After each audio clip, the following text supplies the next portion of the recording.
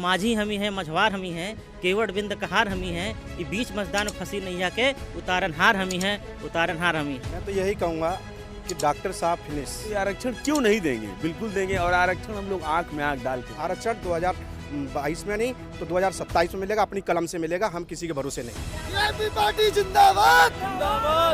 होते हैं जिनमें हौसले मिलते हैं उनको रास्ते, ये दुनिया नहीं है मेरे दोस्त बुज़दिलों के वास्ते। खेला नहीं इस बार खदेड़ा हुई।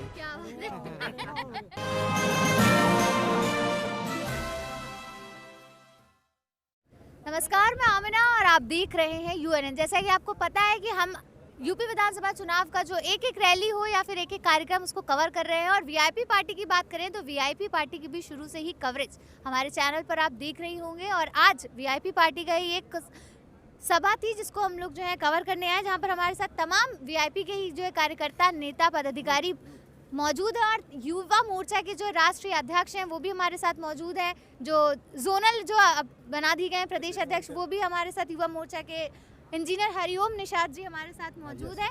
तो सबसे पहला क्वेश्चन तो आप लोग से ये रहेगा, कल निषाद पार्टी हुई, निषाद की जो महारैली थी वो हुई, उस पर जो आरक्षण की बात हो रही थी, आरक्षण नहीं मिला, सबसे पहले वही क्या बोलेंगे? इस पर इतना ही कहना चाहूँगा कि डॉक्टर साहब कभी कसौटी पे खरा उतरे ही नहीं। जब से पार्टी बनाए हैं, जब से समाज को धोखा दिया है, कल भी वही किया कि सबको आरक्षण के नाम पर लखनऊ में इकट्ठा किया और इकट्ठा करके सौदा कर लिया। और जो दो नेताओं को बुलाए थे, जो माननीय गृह मंत्री और माननीय मुख्यमंत्री, उनने आरक्षण के नाम पे ए तक भी नहीं बोला।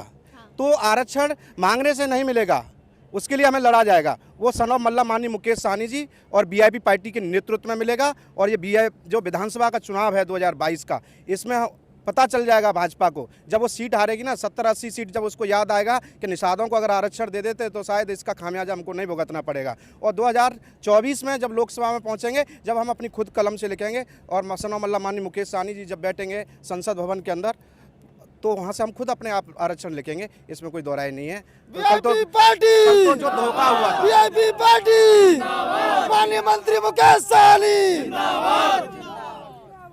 आपसे सवाल, आरक्षण की बात कर रहे हैं, कल हम निषाद पार्टी में भी मौजूद थे, जब जो रैली हुई थी वहाँ पर लोग कह रहे हैं कि जब हमने पूछा कि भाई निषाद समाज के एक और नेता है हमारे मुकेश जी, उनको क्यों नहीं वोट दे रहे, उनके साथ क्यों नहीं, तो उन्होंने कहा कि वो जाएं, पहले बिहार में आरक्षण दिला नहीं पाए, यूपी में आरक्षण दिलाने के लिए बात कर रहे हैं, उस पर क्या कहेंगे?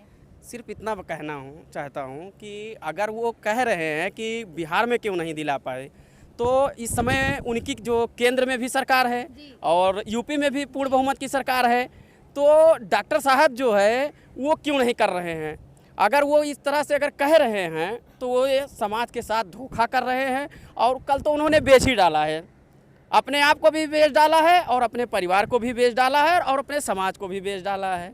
तो इसमें कोई संदेह नहीं है कि इस बार माननीय मुकेश सहनी जी के हम सब विचारों से सहमत होकर वीआईपी पार्टी में आए हैं और वीआईपी पार्टी को अपनी सत्ता में ले जाएंगे और सत्ता के बाद तो आरक्षण ऑटोमेटिक हम लोगों को मिल जाएगा। अरे लेकिन बात करें अगर निषाद, डॉक्टर संजय निषाद की, तो वो बड़े दावे कर रहे हैं कि आरक्षण दिलवा देंगे निषाद समाज को। अगर उन्होंने आरक्षण दिलवा दिया तो फिर वीआईपी जो इतने दिन से कह रही है आरक्षण नहीं तो गठबंधन नहीं, क्या होगा वीआईपी का?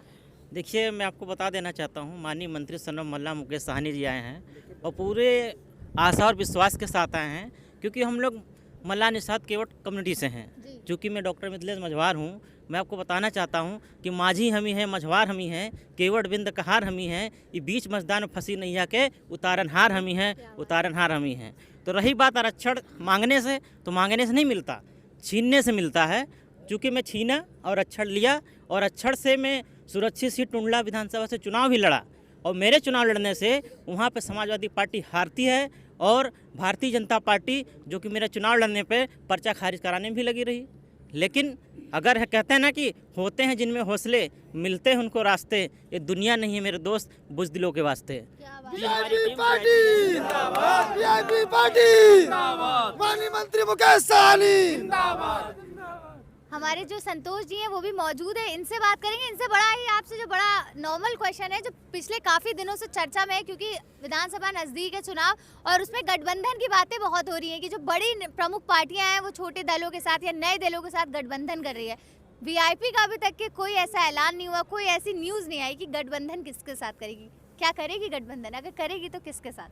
गठबंधन का दूर दूर तक अभी कोई ऐसा इरादा नहीं है। आज मंत्री जी ने अपने भाषण में भी बोला है, संबोधन में भी बोला है और पहले भी कहते आए हैं वो गठबंधन इसलिए हम लोगों को नहीं करना है कि जो हमारी आबादी है उस हिसाब से हमको सीट नहीं दे रहे हैं, और उस हिसाब से सीट नहीं देंगे तो हम इंडिविजुअल 160 सीटों पे चुनाव लड़ेंगे और 160 सीटों पर अपनी संख्या हम दर्ज कराएंगे, और इससे हमारे जो विपक्षी पार्टियां हैं, जो अपोजिशन में लोग हैं और जो सत्ता में बैठे लोग हैं, कम से कम 60 से 70 100 सीटें हारेंगे। और उसके बाद जब हमारी संख्या निर्धारित हो जाएगी तो एक भ्रम जो सबके मन में बैठा हुआ है, हम क्लेम करते हैं कि हम 25,000 हैं, हम 30,000 हैं, हम 1 लाख हैं, तो जिन जिन विधानसभाओं में हमारी संख्या बहुतायत है उन विधानसभाओं में हम चुनाव लड़ेंगे, और निश्चित तौर पर जब हम चुनाव लड़ेंगे और हमारा समाज हमको वोट करेगा तो जो हमारी संख्या है वो निकल के बाहर आएगी। उसके बाद असली ताकत समझ में लोगों को आ जाएगी। जो आप लोग वीआईपी पार्टी जिंदाबाद। एक मिनट, तो ये आप देख सकते हैं जो जोश है इनका लगातार। आज भी इनका एक कार्यक्रम था, जो कार्यक्रम आप लोगों का काफी सफलतापूर्वक रहा। तो क्या लग रहा है 2027 में जो निषाद समाज से कोई chief minister, deputy chief minister निकल आएगा?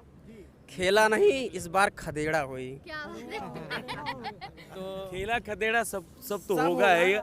देखिए, सबसे बात जो अभी रिजर्वेशन की आप बात कर रही हैं, रिजर्वेशन के लिए जो मंत्री जी बार बार बोल रहे हैं कि हमारी संख्या जब होगी तभी हम रिजर्वेशन ले सकते हैं। अभी सदन में कोई नहीं है, बाहर से हम लोग शोर कर रहे हैं, तो निश्चित रूप से हम लोग का एक प्रयास है कि अधिक से अधिक लोगों को हम लोग सदन में पहुंचाएं।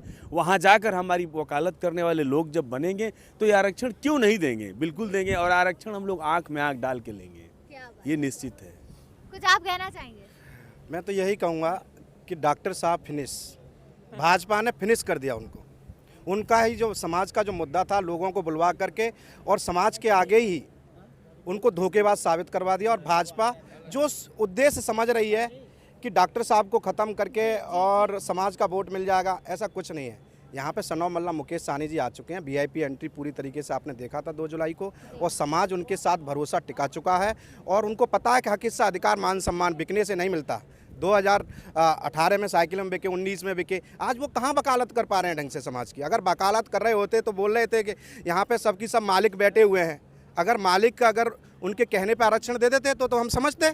उनने बिल्कुल भी आरक्षण नहीं दिया और डॉक्टर साहब को उस मंच पे दुखी करके गए। और समाज का रोष आपने देखा होगा, कुर्सी तोड़ी गई थी और लोगों ने बहुत अनाप शनाप बोला था, सीधा बोला था कि आरक्षण नहीं तो वोट नहीं। तो हम निश्चित ही इसी थीम पे है ना, हमारे सनोम मल्ला मुकेश सहनी चुनाव लड़ रहे हैं। आरक्षण नहीं तो गठबंधन नहीं, और गठबंधन नहीं तो वोट नहीं, और निश्चित ही हमको आरक्षण 2022 में नहीं तो 2027 में मिलेगा, अपनी कलम से मिलेगा, हम किसी के भरोसे नहीं।